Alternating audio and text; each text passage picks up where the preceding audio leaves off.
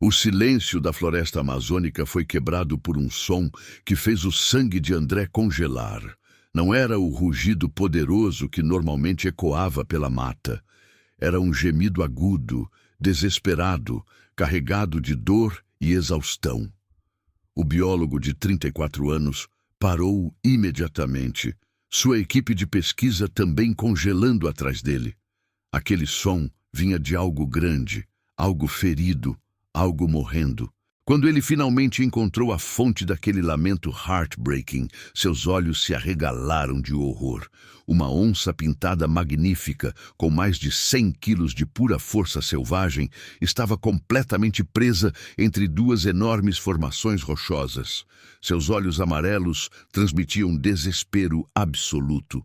E o que André decidiu fazer naquele momento mudaria não apenas o destino daquele animal, mas sua própria vida para sempre. Uma onça estava a ponto de morrer presa entre as rochas. E algo incrível mudou seu destino. André Silva trabalhava há 8 anos como biólogo especializado em grandes felinos no Instituto de Conservação da Amazônia. Ele havia dedicado sua vida inteira a estudar e proteger onças pintadas, mas em todos esses anos nunca havia visto algo assim. Era início de março, plena estação chuvosa na Amazônia. André e sua equipe de 4 pessoas experientes estavam realizando uma expedição de monitoramento em uma área remota da floresta, a 3 dias de caminhada da cidade mais próxima. Instalavam câmeras trap para documentar a população de onças quando ouviram o gemido terrível. "Chefe, o que é isso?" perguntou Marina, a veterinária da equipe. "Não sei", André admitiu, pegando seu kit de primeiros socorros. "Mas seja o que for, está sofrendo." Seguiram o som por 15 minutos através de vegetação densa e sufocante. O gemido ficava mais alto, mais urgente, mais desesperado a cada passo que davam. Galhos arranhavam seus rostos, espinhos rasgavam suas roupas, mas nada disso importava. Aquele som de sofrimento puro os puxava como um ímã. Quando finalmente chegaram a uma área rochosa onde 2 grandes formações de pedra se encontravam em um ângulo cruel, André sentiu seu estômago revirar violentamente. A onça estava presa em uma fenda estreita entre as rochas gigantescas. Devia ter tentado passar por ali durante a noite, talvez perseguindo uma presa desesperada, e ficou entalada quando tentou atravessar. Suas patas traseiras tocavam o chão firmemente, mas o resto do corpo estava completamente comprimido, esmagado entre as pedras impiedosas. Sangue fresco escorria de múltiplos ferimentos em seu torso musculoso, formando pequenas poças no chão de terra. Estava visivelmente desidratada, os olhos fundos, a língua pendurada, exausta além da compreensão, provavelmente presa há mais de 24 horas naquele inferno de pedra e dor. Quando a onça viu os humanos, tentou rugir, mas apenas um som fraco saiu. Seus olhos amarelos brilhavam com uma mistura de medo, raiva e algo que parecia quase como súplica. "Meu Deus", Marina sussurrou. "Ela vai morrer se não fizermos nada. E pode nos matar se tentarmos ajudar", comentou Pedro, o cinegrafista, sua voz tremendo. André analisou a situação rapidamente. A onça estava fraca, mas ainda era extremamente perigosa. Um único golpe de suas garras poderia matar um homem, mas deixá-la ali era sentença de morte. Ela morreria de desidratação, fome ou seria atacada por outros predadores aproveitando sua vulnerabilidade. "Vamos salvá-la", André decidiu, sua voz firme apesar do medo óbvio em seus olhos. "Se você ama animais, precisa ver isso até o final. O que acontece é de arrepiar a alma." A equipe olhou para ele como se tivesse enlouquecido. "André, isso é suicídio", argumentou Roberto. "Essa onça vai atacar no segundo que conseguir se mover." "Talvez", André concordou. "Mas olhem para ela, realmente olhem, ela está morrendo. E se estudamos esses animais, se dizemos que os protegemos, não podemos simplesmente virar as costas agora. Havia verdade naquelas palavras. Marina assentiu primeiro. O que precisamos fazer? André começou a formular um plano. Primeiro, precisavam sedar a onça, mas aplicar o tranquilizante seria extremamente perigoso.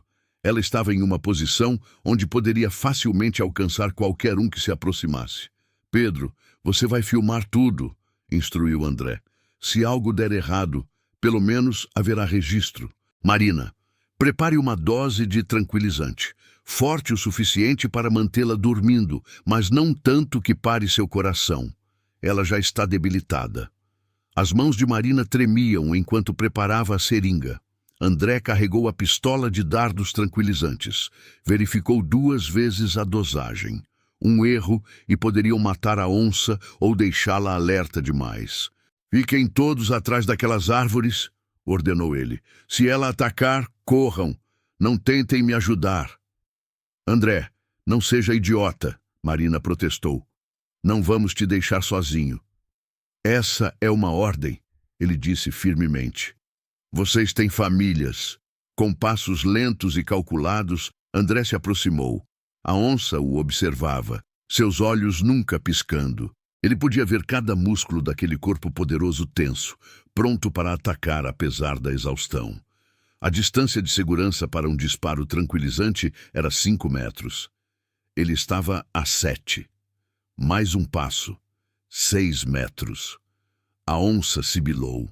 Um som baixo e ameaçador. Calma, menina. André sussurrou, sua voz surpreendentemente calma, apesar do terror que sentia. Vou te ajudar. Eu prometo. 5 metros. Ele levantou a pistola, mirou cuidadosamente na parte traseira da onça, onde a droga seria absorvida mais rapidamente sem atingir órgãos vitais, e disparou. O dardo atingiu o alvo perfeitamente. A onça rugiu. Um som terrível que ecoou pela floresta, fazendo pássaros voarem em pânico. Ela se debateu violentamente, tentando alcançar o dardo com suas garras. Por um momento horrível, André pensou que ela conseguiria se libertar e atacá-lo, mas então, gradualmente, seus movimentos diminuíram. Os olhos começaram a piscar mais devagar. 3 minutos depois, estava completamente sedada. Agora! André gritou. Temos no máximo 45 minutos antes dela acordar. A equipe correu para a ação. Marina verificou os sinais vitais da onça enquanto André e Roberto examinavam como tirá-la daquele aperto mortal. As rochas estão muito próximas, Roberto observou. Não podemos simplesmente puxá-la. Vai rasgar a pele dela toda. Então precisamos mover as pedras. André decidiu. São toneladas de rocha. Pedro exclamou, ainda filmando tudo. Então encontrem alavancas, galhos grossos, qualquer coisa. Deixe sua opinião nos comentários. Você faria o mesmo no lugar deles? Trabalharam freneticamente. Encontraram galhos fortes, pedras menores para usar como fulcro. Roberto, que havia trabalhado em construção antes de se tornar guia, organizou o esforço. Precisamos empurrar esta pedra aqui. Ele apontou para a menor das formações rochosas. Se movermos nem que seja 10 centímetros, ela consegue sair. Posicionaram as alavancas. André, Roberto e até Marina colocaram todo o seu peso. A pedra não se moveu nem 1 milímetro. De novo, André gritou, suor escorrendo pelo rosto. 1, 2, 3. Empurraram com toda a força que tinham. Por um segundo, nada.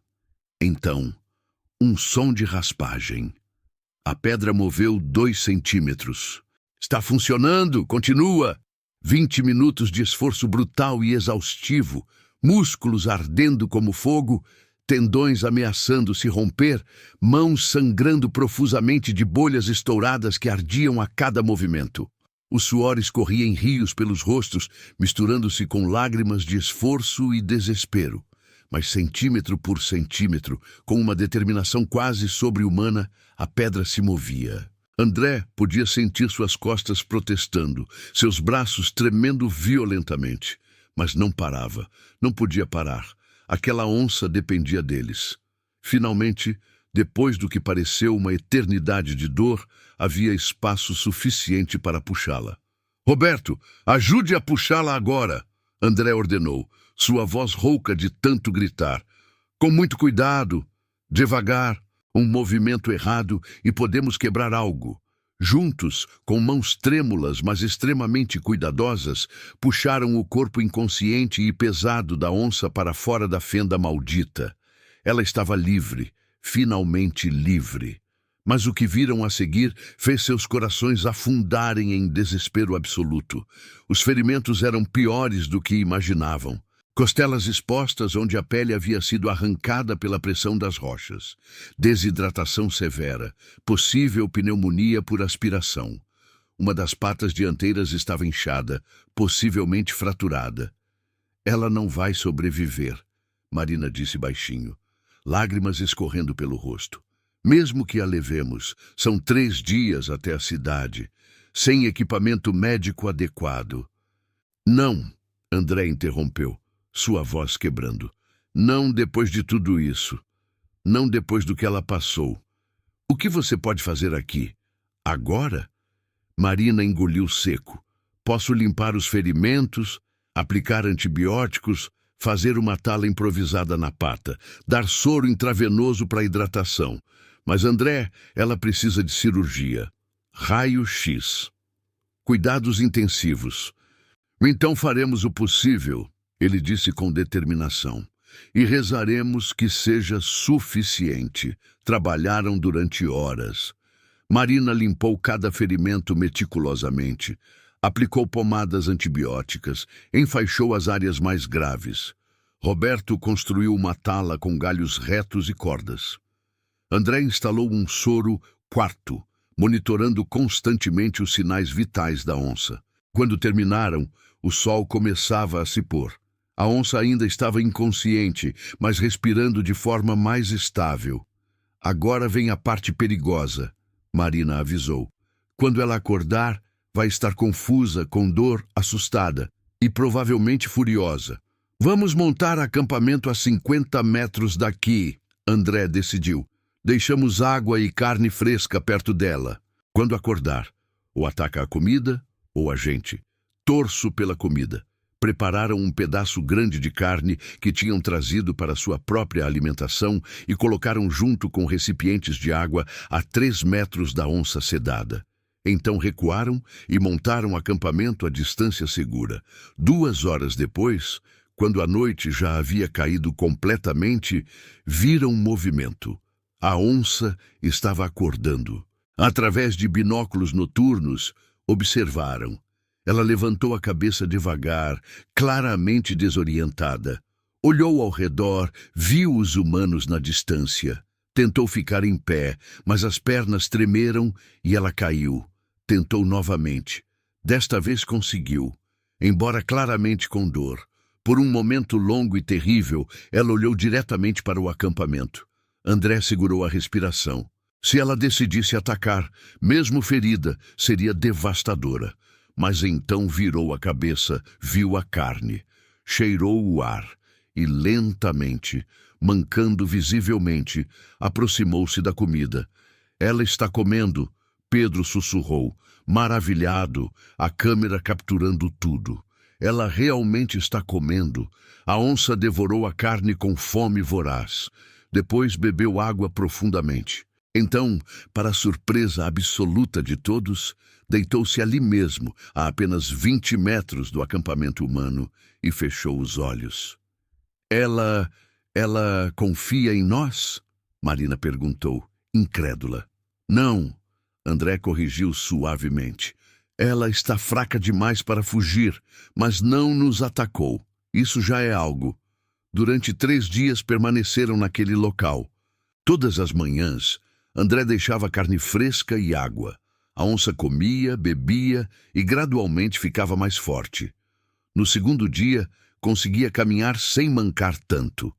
No terceiro, os ferimentos começavam a cicatrizar visivelmente. Mas algo estranho estava acontecendo. A onça não fugia. Todas as noites, dormia no mesmo local. Todas as manhãs, esperava a comida. E começou a observar os humanos sem agressividade. Isso não é normal, Roberto comentou. Onças são solitárias, territorialistas. Ela deveria ter ido embora assim que conseguiu andar. Ela sabe que a salvamos, André disse baixinho. De alguma forma, ela entende. No quarto dia, decidiram continuar sua expedição. Deixaram água e comida extra e, com corações pesados, começaram a se afastar. Haviam caminhado talvez 100 metros quando ouviram um som atrás deles. Viraram-se. A onça os estava seguindo. Não pode ser, Marina sussurrou. Mas era. À distância de uns 30 metros, a onça caminhava atrás deles.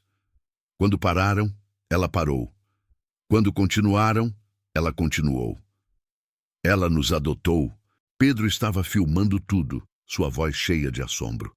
Uma onça selvagem nos adotou? Durante 2 dias completos, a onça os seguiu fielmente, nunca se aproximando muito, mantendo sempre uma distância respeitosa de uns 30 metros, mas sempre presente como uma sombra protetora. À noite, quando montavam o acampamento, ela dormia perto deles, suas orelhas sempre alertas a qualquer perigo. De manhã, quando preparavam o café, ela já estava acordada, esperando pacientemente a comida que deixavam. Era como ter um guardião selvagem, letal e magnificente, que havia escolhido protegê-los por razões que apenas ela entendia. A equipe começou a se acostumar com sua presença constante. Pedro filmava cada momento, maravilhado. Marina observava fascinada o comportamento tão contrário a tudo que sabiam sobre onças. Quando chegarmos à civilização, ela tem que ir embora, André disse tristemente uma noite, olhando para a silhueta da onça contra o céu estrelado. Não podemos domesticá-la. Ela é selvagem. Precisa permanecer selvagem. É a única maneira dela sobreviver de verdade. Mas o destino tinha outros planos. No 6º dia de caminhada, cruzaram um rio caudaloso, usando uma ponte improvisada e perigosa feita de troncos amarrados. Do outro lado, em segurança, pararam e olharam para trás com corações apertados. A onça estava na margem oposta, observando intensamente. Ela deu alguns passos hesitantes na ponte, testando sua firmeza, mas parou no meio do caminho. O rio era largo, muito rápido, extremamente perigoso mesmo para uma nadadora tão habilidosa quanto uma onça. Por longos minutos que pareceram horas, onça e humano se olharam através da água turbulenta. Havia tanto não dito naquele olhar. Gratidão, respeito, uma conexão impossível entre espécies tão diferentes. Então André fez algo que vinha do fundo de sua alma. Colocou a mão sobre o coração e inclinou a cabeça profundamente em agradecimento e despedida. Um gesto universal de respeito, de despedida, de amor puro que transcendia palavras. A onça inclinou a cabeça para o lado, observando aquele gesto humano com uma inteligência perturbadora em seus olhos amarelos. E então, surpreendentemente, de uma forma que quase parecia deliberada, se virou com dignidade e caminhou de volta para a floresta, que era seu verdadeiro lar.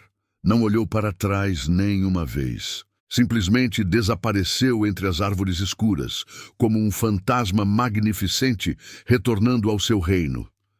Ela entendeu. Marina chorou abertamente agora. Ela realmente entendeu que tinha que ir.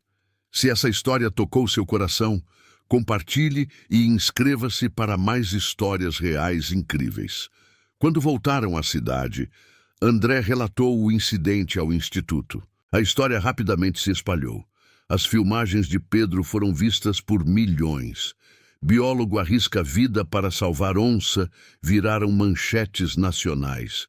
Mas André queria saber se a onça havia sobrevivido. Voltou àquela área 3 meses depois. Instalou câmeras trap pela região e encontrou algo incrível. As câmeras capturaram a onça, completamente curada, caçando, marcando território, vivendo. Os ferimentos haviam cicatrizado. A pata fraturada havia se recuperado. Ela estava magnífica, poderosa, selvagem, mas havia mais. Em uma filmagem, a onça olhou diretamente para a câmera e André jurou que viu reconhecimento naqueles olhos amarelos. Como se ela soubesse quem havia colocado aquela câmera. Como se estivesse dizendo, estou bem, obrigada. A história de André e a onça se tornou símbolo de conservação no Brasil. Inspirou novas leis de proteção a grandes felinos.